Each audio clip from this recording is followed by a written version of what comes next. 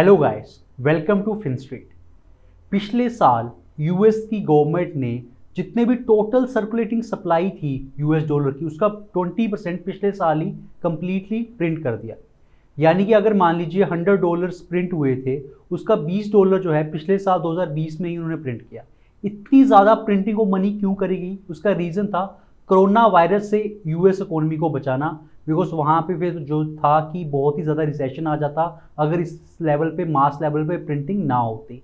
And उसका क्या effect हुआ इतनी ज़्यादा मास लेवल पे यूएस डॉलर की प्रिंटिंग का? फिएट करेंसी की जो वैल्यू है काफ़ी ज़्यादा लूज हो गई है एंड इन्फ्लेशन जो है यूएस मार्केट्स में काफ़ी ज़्यादा बढ़ चुका है। उसकी रिपोर्ट्स भी अगर आप देखेंगे, अगर आप यूएस की कोई भी न्यूज़ आउटलेट को उठा के देखेंगे तो आपको पता चलेगा कि 2021 में जो यूएस मार्केट्स के जो इन्फ्लेशन है वो काफ़ी ज़्यादा बढ़ चुका है। उसका सोल रीज़न ये है कि उन्होंने जो 20% टोटल जो सर्कुलेटिंग थी आज तक की यूएस डॉलर की, पिछले साल ही उन्होंने प्रिंट कर दिया। तो होता है कि over a period of time government जो अनलिमिटेड अमाउंट ऑफ जो फिएट मनी है उसे प्रिंट करती रहती हैं एंड फिएट मनी अपनी जो परचेजिंग पावर है उसे लूज करता रहता है। एंड अगर आप स्मार्ट इन्वेस्टर्स नहीं हैं तो आप क्या करेंगे? Over a period of time गरीब होते जाएंगे अगर आपके पास पैसा प्रिजर्व भी बचा हुआ है। इस प्रॉब्लम को सॉल्व करने के लिए क्रिप्टो करेंसी में एक प्रोजेक्ट है महाडाओ, जो कि इंडिया का ही प्रोजेक्ट है। ये वर्ल्ड का फर्स्ट वैल्यू कॉइन लेके आया है अर्थ, जो कि ग्लोबल मेजरमेंट यूनिट जीएमयू से पैक्ड है, ना कि यूएसडी से। अर्थ क्या है? एक स्टेबल कॉइन है, जैसे कि बाकी अदर स्टेबल कॉइन जो कि क्रिप्टो करेंसी मार्केट में अवेलेबल है, जैसे यूएसडीटी टीथर की बात करें, यूएसडीसी जो सर्कल कंपनी का है, उसी तरीके से महाडाओ प्रोटोकॉल का ये स्टेबल कॉइन है अर्थ। लेकिन ऑन द कॉन्ट्री, जैसे हम यूएसडीटी की बात करते हैं, यूएसडीसी की बात करें, that are 100% backed by US dollar. On the contrary अगर हम देखें, अर्थ की जो वैल्यू है 100% जो है पैक्ड नहीं रहती यूएस डॉलर के। वो क्या होता है? ग्लोबल मेजरमेंट यूनिट रहती है, जिसमें डिफरेंट डिफरेंट एसेट्स को जो है डाला जाता है। अगर करंटली देखें तो 80% ग्लोबल करेंसी जो है फिएट करेंसीज, उसकी वेटेज है अर्थ के साथ, 15% गोल्ड की वेटेज है एंड 5% जो है वो बिटकॉइन की वेटेज है। तो होगा कि over a period of time अगर किसी की मान लीजिए एक एसेट की जो वैल्यू है वो बढ़ जाती है, मान लीजिए गोल्ड की वैल्यू जो है बढ़ जाती है, तो क्या होगा? गोल्ड को बेच दिया जाएगा और किसी और एसेट को खरीद लिया जाएगा, ताकि जो इसकी वैल्यू है वो स्टेबलाइज रहे। उससे होगा क्या कि इन्फ्लेशन चाहे जितना मर्जी बढ़ता रहे, लेकिन जो एज ए हैज यूज कर सकते हैं आप अर्थ के वैल्यू कॉइन को, आपकी वैल्यू इरोड नहीं होगी। किसी भी यूजर को over a period of time चाहे जितनी मर्जी इन्फ्लेशन आ जाए, उसकी जो परचेजिंग पावर है वो इंटैक्ट रहेगी। तो वर्ल्ड का फर्स्ट ये इन्होंने जो है वैल्यू कॉइन निकाला है। बहुत सारे आपने कॉइन सुने होंगे स्टेबल कॉइन, लेकिन ये पहला वैल्यू कॉइन है। इसकी सबसे खासियत ये जीएमयू ही है। एंड इसमें क्या है कि किस तरीके से कौन सा एसेट कितने परसेंटेज में रहेगा, इसके लिए गवर्नेंस के लिए महाडाओ जो प्रोटोकॉल है उसने एक अलग से टोकन है उनका गवर्नेंस टोकन, दैट इज महा टोकन।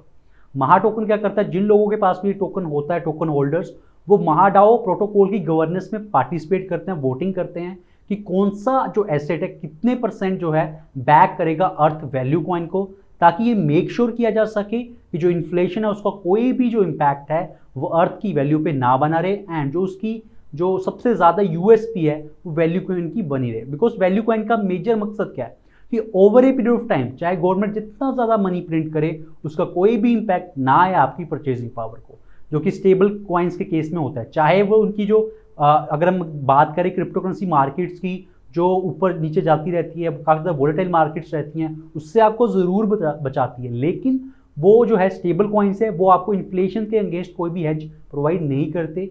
ये जो प्रॉब्लम है ये आपको सिर्फ अर्थ कॉइन सोल्व करके देता है।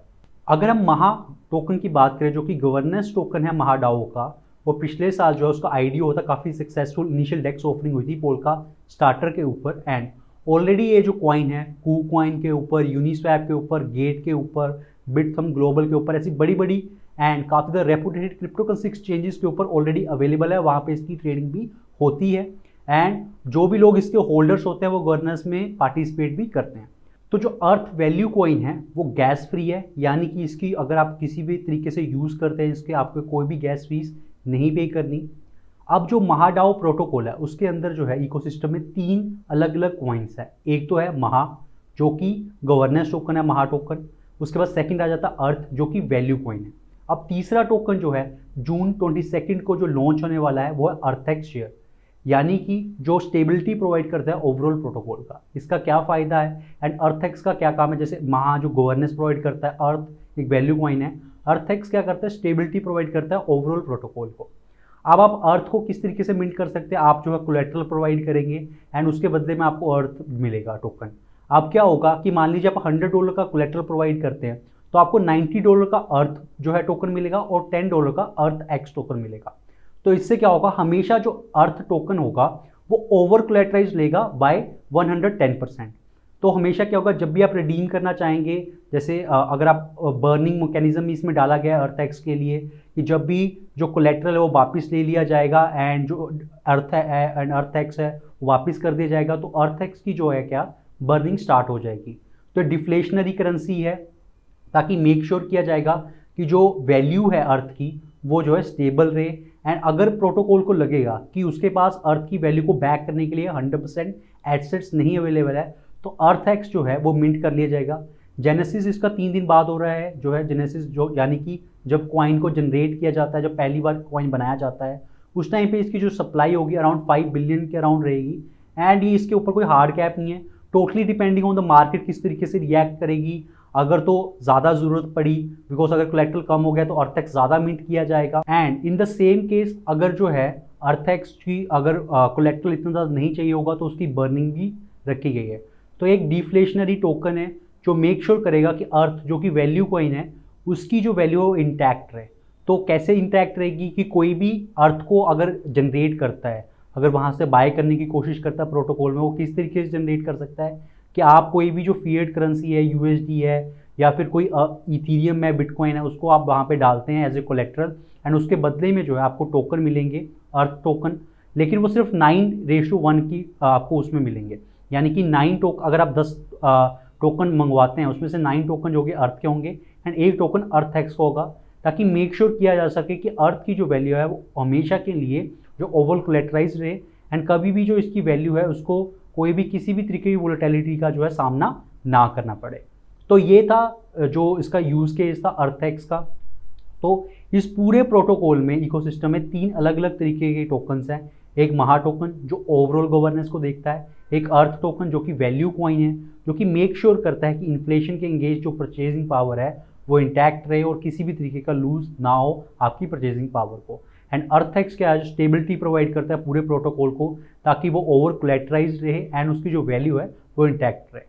तो ये जो महाडाओ प्रोजेक्ट है, वैसे तो ये इंडियन ओरिजिन का है लेकिन ये ग्लोबली काफ़ी ज़्यादा रिकॉग्नाइज किया जा रहा है एंड बहुत सारे लोग जो हैं इसको एक्सप्लोर कर रहे हैं जस्ट बिकॉज ये नया कॉन्सेप्ट लेके आया है। स्टेबल कॉइन्स काफ़ी ज़्यादा पॉपुलर हुए थे क्रिप्टो करेंसी स्पेस में जस्ट बिकॉज वो क्या करते थे कि जो वोलेटिलिटी थी उसके अगेंस्ट हेज प्रोवाइड करते थे। उसी तरीके से वैल्यू कॉइन की अगर हम बात करें, ये फर्स्ट ऑफ ए काइंड जो है इनिशिएटिव लिया गया है क्रिप्टो करेंसी स्पेस में एंड ये अगेंस्ट इन्फ्लेशन काफ़ी ज़्यादा अच्छा हेज है। तो काफ़ी ज़्यादा इंटरेस्टिंग होगा कि आने वाले टाइम पीरियड में वोलेटिलिटी के अगेंस्ट ये किस तरीके से इंटैक्ट रहता है। बिकॉज कई बार क्या होता है पैग जो है वो टूट जाता है, बिकॉज डीफाई में जो भी स्टेबल कॉइन्स बने उनका सबसे बड़ी प्रॉब्लम यही रहती है। तो काफ़ी इंटरेस्टिंग होगा देखना है किस तरीके से ये टीम काम करती है, आने वाले टाइम पीरियड में कौन से नए प्रोजेक्ट्स जो हैं इस इकोसिस्टम के अंदर जो हैं वो आते हैं। तो जो जेनेसिस है इनका 22nd कोर है, आप भी उसमें ज्वाइन कर सकते हैं एंड उनके इवेंट को लेके जो भी डिटेल है इनकी वेबसाइट के ऊपर भी लिस्टेड है। तो अगर आपका कोई भी डाउट है महाडाओ इकोसिस्टम के बारे में, कोई भी टोकन के बारे में, महा के बारे में, अगर अर्थ के बारे में, अर्थ एक्स के बारे में कोई भी किसी भी तरीके का डाउट है तो आप कमेंट सेक्शन में ज़रूर बताएं। हम उसको लेके एक स्पेशलाइज वीडियो अलग से लेके आएंगे। हम एजुकेशनल वीडियो सीरीज बना रहे हैं महाडाओ के ऊपर एंड अगर आपको वीडियो अच्छी लगी तो please like this video and Finstreet के यूट्यूब चैनल को सब्सक्राइब करना मत भूलिए। Thank you guys.